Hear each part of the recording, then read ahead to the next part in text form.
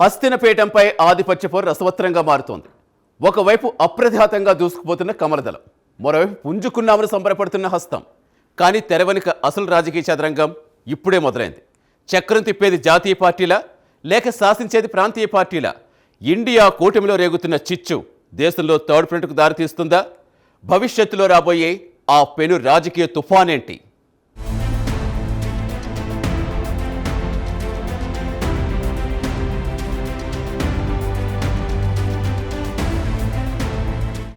ప్రజాస్వామ్య వ్యవస్థలో దేశ పాలన సజావుగా సాగాలంటే అధికార ప్రతిపక్షాల పాత్ర అత్యంత కీలకం. ఒక పక్క అధికార పక్షం ప్రజాసేవ చేయాలన్న బృహత్తర ఆశయంతో అడుగులు వేస్తుంటాయి. మరోపక్క విపక్షం వారి అడుగుల్లోని తప్పులను ఎత్తిచూపుతూ సరైన మార్గంలో పయనించేలా చేసే బాధ్యతను భుజాన వేసుకుంటుంది. గెలిచిన ప్రభుత్వానికి ఎంతటి గురుతర బాధ్యత ఉంటుందో ఆ ప్రభుత్వం దారి తప్పకుండా చూడాల్సిన నిశిత కోణం ప్రధాన ప్రతిపక్షానిది. నేటి భారత రాజకీయ చిత్రపటాన్ని పరిశీలిస్తే ముచ్చటగా మూడోసారి భారతీయ జనతా పార్టీ తన మిత్రపక్షాలతో కలిసి అధికార పీఠాన్ని అధిరోహించింది. ఈ క్రమంలోనే సుదీర్ఘకాలం పాటు అధికారానికి దూరమైన కాంగ్రెస్ పార్టీకి ప్రజలు ప్రధాన ప్రతిపక్ష హోదాను కట్టబెట్టారు. ఈ బాధ్యతను స్వీకరించిన కాంగ్రెస్ జాతీయ స్థాయిలో తన గళాన్ని బలంగా వినిపించేందుకు ఇండియా కూటమి పేరుతో పలు ప్రాంతీయ పార్టీలతో జతకట్టి రాజకీయ చదరంగంలో కొత్త ఎత్తుగడలకు శ్రీకారం చుట్టింది.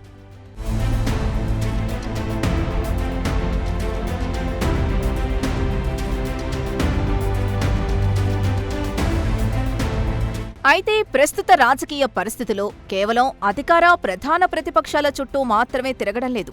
భవిష్యత్తులో జాతీయ రాజకీయాల్లో కీలక మార్పులు చోటు చేసుకునే అవకాశాలు మెండుగా ఉన్నాయని రాజకీయ పండితులు విశ్లేషిస్తున్నారు. ముఖ్యంగా దేశ రాజకీయాల్లో అసెంబ్లీ ఎన్నికలకు, పార్లమెంట్ ఎన్నికలకు మధ్య వ్యత్యాసం చాలా స్పష్టంగా అర్థమవుతోంది. రాష్ట్రాల స్థాయిలో ప్రాంతీయ పార్టీలు బలమైన ఆధిపత్యాన్ని ప్రదర్శిస్తూ విజయ దుందుబి మోగిస్తుంటాయి. జాతీయ స్థాయిలో మాత్రం ప్రధానంగా రెండు జాతీయ పార్టీల మధ్యే పోరు నడుస్తోంది. ప్రస్తుతం ఆ అవకాశం కేంద్రంలో బీజేపీకి, కాంగ్రెస్ పార్టీలకు మాత్రమే దక్కింది.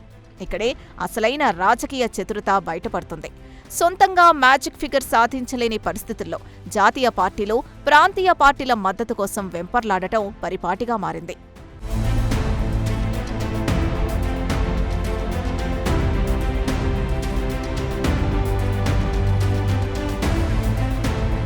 జాతీయ స్థాయిలో అధికారం చేజిక్కించుకునే క్రమంలో కీలకమైన జాతీయ పార్టీలు ప్రాంతీయ పార్టీలతో జతకట్టడం అనేది నేటి రాజకీయాల్లో ప్రధాన తంతుగా మారింది.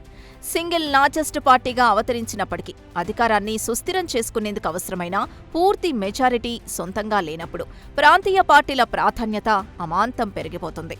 ఇది చరిత్రలో ఎన్నోసార్లు రుజువైంది. నేడు అధికారంలో ఉన్న బలమైన భారతీయ జనతా పార్టీ సైతం తన మిత్రపక్షాలతో కూడిన ఎన్డీఏ కూటమితో జతకట్టడం వల్లే మూడోసారి ప్రధాని పీఠాన్ని దక్కించుకోగలిగింది. ఈ పరిణామాల నేపథ్యంలో ప్రస్తుతం రాజకీయ వర్గాల్లో థర్డ్ ఫ్రంట్ గురించిన చర్చ బలంగా వినిపిస్తోంది. అసలు కాంగ్రెస్, బీజేపీలకు ప్రత్యామ్నాయంగా మూడో కూటమి ఎందుకు ఆవిర్భవించాల్సిన పరిస్థితి ఏర్పడిందన్నది ఇప్పుడు ప్రధాన చర్చనీయాంశంగా మారింది.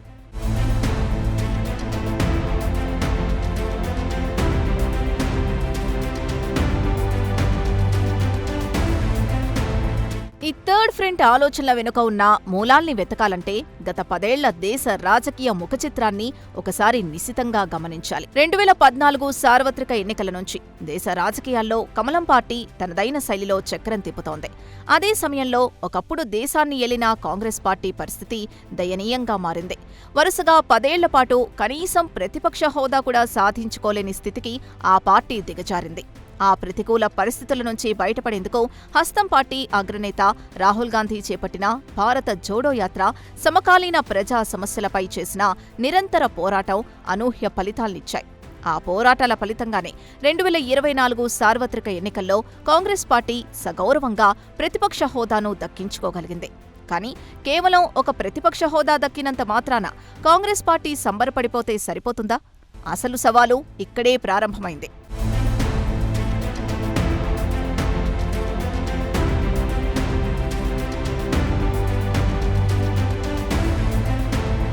పదేళ్ల తర్వాత ప్రతిపక్ష హోదా దక్కిందని కాంగ్రెస్ సంబరపడుతున్న వేళ ఆ పార్టీకి అసలు సవాల్ సొంత గూటి నుంచి ఎదురవుతోంది. మిత్రధర్మం మాట దేవుడెరుగు. ప్రాంతీయ పార్టీల ఈగోలు ఇండియా కూటమి పునాదులే కుదిపేస్తున్నాయి. బలమైన ఆప్, టీఎంసీ లాంటి పార్టీలు కాంగ్రెస్ నాయకత్వాన్ని ఎందుకు ధిక్కరిస్తున్నాయి?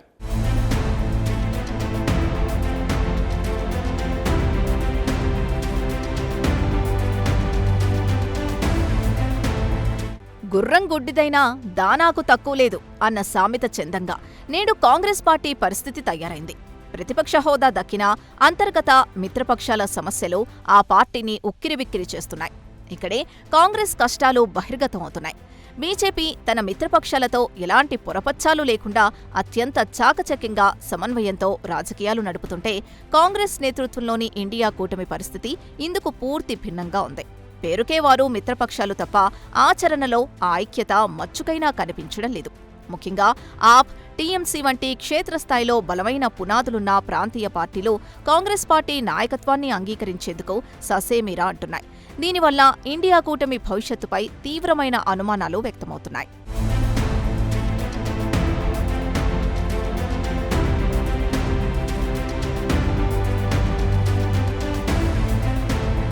మిత్రపక్షాల మధ్య సరైన అవగాహన లేకపోవడం వల్లనే అనేక చోట్ల ఇండియా కూటమి నష్టపోవాల్సొచ్చింది. ప్రధానంగా ఢిల్లీలో సుదీర్ఘకాలం అధికారంలో ఉన్న ఆమ్ ఆద్మీ పార్టీ ఇటీవలి ఎన్నికల్లో భారతీయ జనతా పార్టీ చేతిలో పరాజయం పాలై అధికారాన్ని కోల్పోవడం జాతీయ రాజకీయాల్లో తీవ్ర చర్చనీయాంశంగా మారింది. ఢిల్లీలో ప్రస్తుతం బీజేపీ అధికారంలోకి రావడంతో ఇండియా కూటమి ఆత్మరక్షణలో పడింది. మరోవైపు ఉత్తరప్రదేశ్లో సమాజ్వాదీ పార్టీ, తమిళనాడులో డీఎంకే లాంటి పార్టీలు కూటమిలో ఉన్నప్పటికీ కాంగ్రెస్కు తగిన ప్రాధాన్యం ఇవ్వకుండా తమ ఆధిపత్యాన్నే చెలాయిస్తున్నాయి. దీనికి తోడు గాంధీ కుటుంబం నాయకత్వాన్ని ప్రాంతీయ పార్టీల సీనియర్ నేతలు తమకు బాస్లాగా అంగీకరించడానికి సిద్ధంగా లేరనే ఈగో పాలిటిక్స్ ఇక్కడ స్పష్టంగా అర్థమవుతోంది.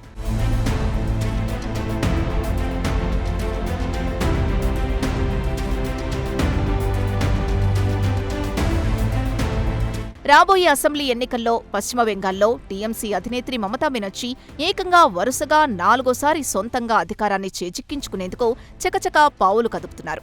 ఇక తమిళనాడు, కేరళ రాష్ట్రాల్లో సైతం దశాబ్దాలుగా ప్రాంతీయ పార్టీల హవానే నిర్విరామంగా కొనసాగుతోంది. అటు అస్సాంలో బీజేపీ, పుదుచ్చేరిలో తమ మిత్రపక్షంతో కలిసి కమలం పార్టీ మరోమారు అధికార పీఠాన్ని దక్కించుకునేందుకు వ్యూహాలు రచిస్తున్నాయి. పెనం మీద నుంచి పొయ్యిలో పడ్డట్టు కాంగ్రెస్ పరిస్థితి తయారైంది. జాతీయ స్థాయిలో ప్రధాన ప్రతిపక్ష హోదాలో ఉన్నప్పటికీ ఆయా రాష్ట్రాల్లో సొంతంగా అధికారం చేజిక్కించుకునే ఆశలు హస్తం పార్టీకి ఏ కోసానా కనిపించడం లేదు. రోజురోజుకీ రాష్ట్రాల్లో ఆ పార్టీ ఓటు బ్యాంకు క్రమంగా కరిగిపోతూ ఉండడం అధిష్టానాన్ని కలవరపెడుతోంది.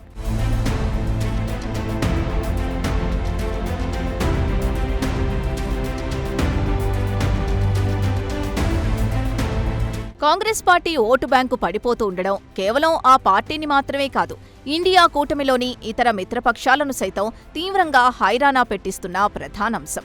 కాంగ్రెస్తో జతకట్టడం వల్ల లాభం కంటే నష్టమే ఎక్కువ జరుగుతోందనే భావన ప్రాంతీయ పార్టీల్లో బలపడుతోంది. ముందు సొంత రాష్ట్రంలో పట్టు నిలుపుకొని ఆ తర్వాతే జాతీయ రాజకీయాల గురించి ఆలోచించాలన్నది టీఎంసీ లాంటి పార్టీల మనోగతం. విశ్లేషకుల అభిప్రాయం ప్రకారం 2029 నాటికి దేశ రాజకీయాల్ని తమ భుజస్కంధాలపై మోసి ప్రభావితం చేసేంత సత్తా కాంగ్రెస్ పార్టీకి ఉంటుందా అనేది ఇప్పుడు చర్చంతా. దీపం ఉండగానే ఇల్లు చక్కబెట్టుకోవాలి అన్న సామెతను పాటిస్తూ ప్రాంతీయ పార్టీలు తమ సొంత ఓటు బ్యాంకును కాపాడుకునే పనిలో పడ్డాయి. కాంగ్రెస్తో పొత్తు వల్ల తమ స్థానిక పునాదులు ఎక్కడ కదుల్తాయో అన్న భయం వారిని వెంటాడుతోంది.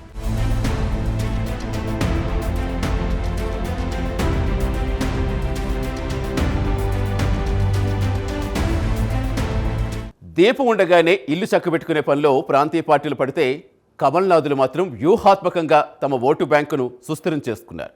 కానీ దశాబ్దాల చరిత్ర ఉన్న కాంగ్రెస్ పార్టీ మారుతున్న కాలానికి అనుగుణంగా అడుగులు వేయటంలో ఎందుకు చతికిలబడుతోంది? హస్తం పార్టీ భవిష్యత్ ప్రశ్నార్థకమేనా?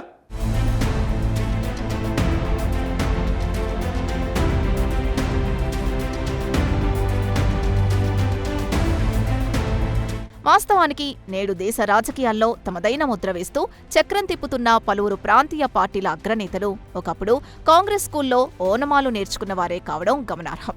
అయితే కాంగ్రెస్ అధిష్టానం వ్యవహార శైలి, సెల్స్ పాలిటిక్స్, నాయకత్వలేమి వంటి కారణాలతో వారంతా ఆ పార్టీకి దూరమై సొంత కుంపటి పెట్టుకున్నారు. ఇదే క్రమంలో బీజేపీ వ్యూహాలను ఒక్కసారి అవలోకనం చేసుకుంటే హిందుత్వ ఓటు బ్యాంకును ఏకతాటిపైకి తెచ్చి తనకు అనుకూలంగా మలుచుకోవడంలో కమలనాథులు 100% సక్సెస్ అయ్యారనే చెప్పాలి. ఆ పార్టీకి ప్రాతినిధ్యం వహిస్తున్న ఎంపీల్లో ముస్లిం వర్గానికి చెందినవారు ఎవరూ లేకపోవడమే ఇందుకు సజీవ నిదర్శనం. ఆ స్థాయిలో హిందుత్వ భావజాలాన్ని బీజేపీ ప్రజల్లోకి బలంగా చొప్పించగలిగింది.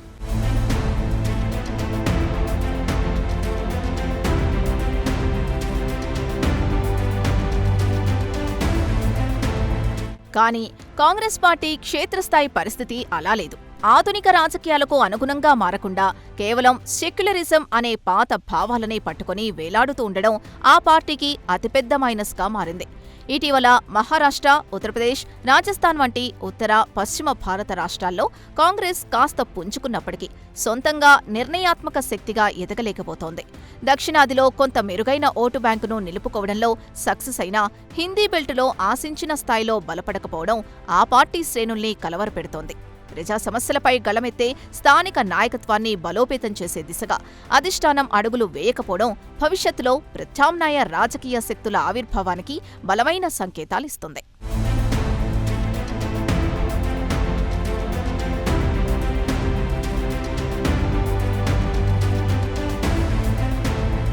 అంతిమంగా భవిష్యత్తులో జరగబోయే ఎన్నికల్లో ప్రాంతీయ పార్టీల హవా కొనసాగి ఆయా రాష్ట్రాల్లో వారు నిర్ణయాత్మక శక్తిగా ఎదిగితే థర్డ్ ఫ్రంట్ తెరపైకి రావడం ఖాయమని రాజకీయ నిపుణులు విశ్లేషిస్తున్నారు.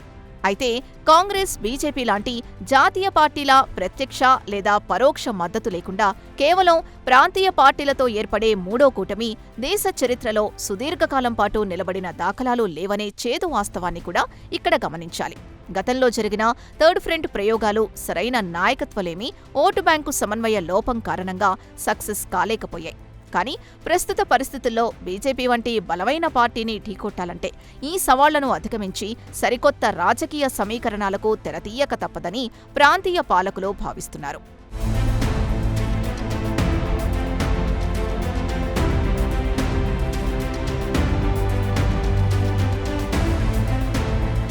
ఈ తరుణంలో పిల్లికి భిక్షం పెట్టనివాడు ఏనుగుకు దానం చేస్తాడా అన్న సామెతను గుర్తుచేస్తూ కాంగ్రెస్ పార్టీ సొంత రాష్ట్రాల్లోనే బలం నిలుపుకోలేకపోతుంటే ఇక జాతీయ స్థాయిలో తమకు ఏ విధంగా రక్షణ కవచంలా నిలుస్తుందని ప్రాంతీయ నేతలు ప్రశ్నిస్తున్నారు.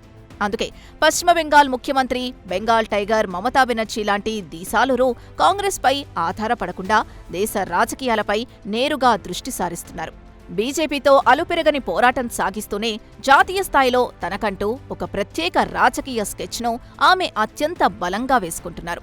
రాబోయే రోజుల్లో కాంగ్రెస్ తన ఉనికిని చాటుకోవడానికి మరింతగా శ్రమించక తప్పని పరిస్థితుల్లో ఈ ప్రాంతీయ శక్తుల ఏకీకృతం భారతదేశ రాజకీయ ముఖచిత్రాన్ని పూర్తిగా మార్చివేసే దిశగా పయనిస్తోందని స్పష్టమవుతోంది.